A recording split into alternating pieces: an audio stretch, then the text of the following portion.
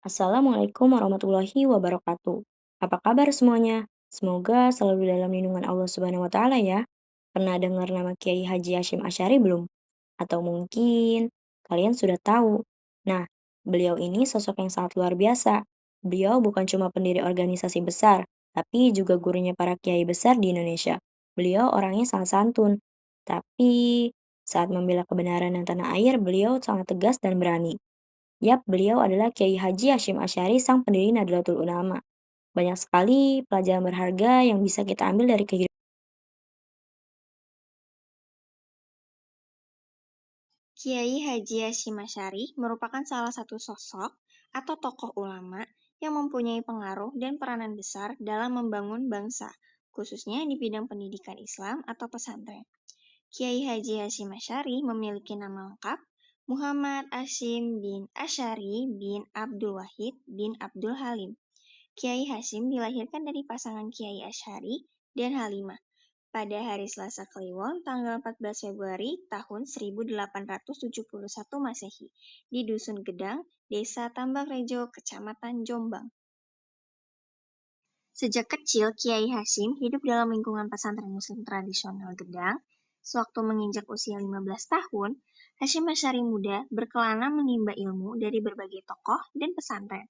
Beberapa di antaranya yang tercatat, pesantren Siwalan di Sidoarjo, pesantren Wonokoyo di Probolinggo, pesantren Langitan di Tuban, pesantren Trenggilis di Semarang, dan pesantren Kademangan di bawah pengajaran Syekhona Khalil atau Bangkalan, bersama Kiai Haji Ahmad Dahlan Muda.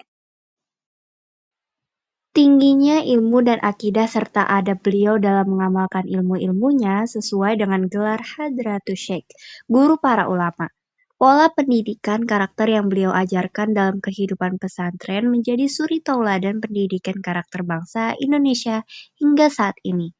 Inti pendidikan karakter yang beliau lakukan adalah pertama, pendidikan karakter pesantren berupaya mengajak bangsa ini untuk mandiri bukan hanya dalam soal ekonomi dan politik, tapi juga dalam kebudayaan dan kerja-kerja pengetahuan kultur seperti dibahasakan Adi Negoro dalam polemik kebudayaan.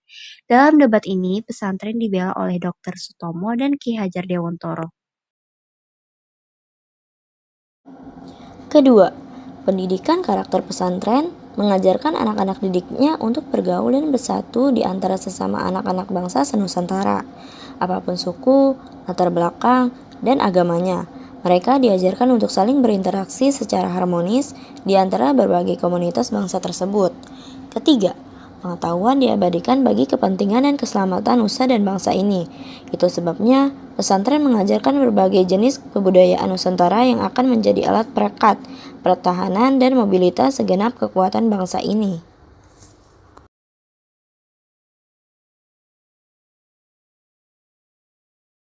Keempat, karena pergaulannya yang begitu rapat dengan bangsa-bangsa lain di jalur perdagangan dunia di Samudra Hindia, orang-orang pesantren juga mengajarkan anak-anak bangsa ini cara-cara menghadapi dan bersiasat dengan bangsa-bangsa lain, terutama dengan orang-orang Eropa yang berniat menguasai wilayah di Asia Tenggara. Kelima, orang-orang pesantren juga mengajarkan kepada anak-anak bangsa ini untuk memaksimalkan serta memanfaatkan segenap potensi ekonomi dan sumber daya di negeri ini. Itu sebabnya pesantren hadir di dekat sumber-sumber mata air dan sumber-sumber kekayaan alam.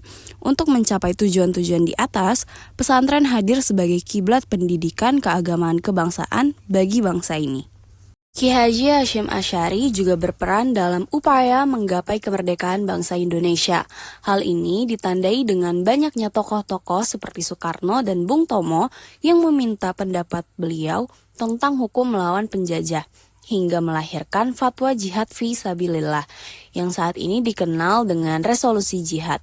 Menurut Ki Haji Said Akil Siraj, resolusi jihad itu sendiri lahir atas permintaan Presiden Soekarno dan Muhammad Hatta yang mengirim utusan ke pesantren Teburing untuk meminta agar Kiai Haji Hashim Asy'ari bersama para ulama menggerakkan masyarakat untuk melawan Nica.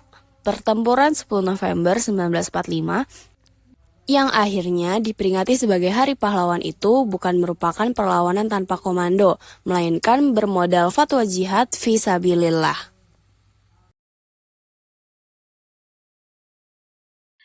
Wahai ulama, kalau ada kamu lihat orang berbuat sesuatu amalan berdasarkan kaul imam-imam yang boleh ditaklidi, meskipun kaul itu marjuh, tak kuat alasannya, jika tidak setuju janganlah kamu cerca mereka, tapi beri petunjuklah dengan halus. Dan jika mereka tidak sudi mengikuti kamu, janganlah dimusuhi. Kalau kamu berbuat demikian, samalah kamu dengan orang-orang yang membangun istana, tapi menghancurkan sebuah kota. Seruan inklusif Kiai Haji Hashim Asy'ari. Inilah yang memberi warna baru pada interaksi sesama Muslim. Ajakan persatuan, kesatuan, dan kedamaian adalah pendidikan yang beliau terapkan yang hingga saat ini masih menjadi pedoman berbangsa dan bernegara. Demikianlah kisah perjalanan hidup dan perjuangan Kiai Haji Hashim Asy'ari. Terima kasih sudah menyimak sampai habis. Semoga kita bisa meneladani akhlak beliau. Sampai jumpa, salam sehat. Wassalamualaikum warahmatullahi wabarakatuh.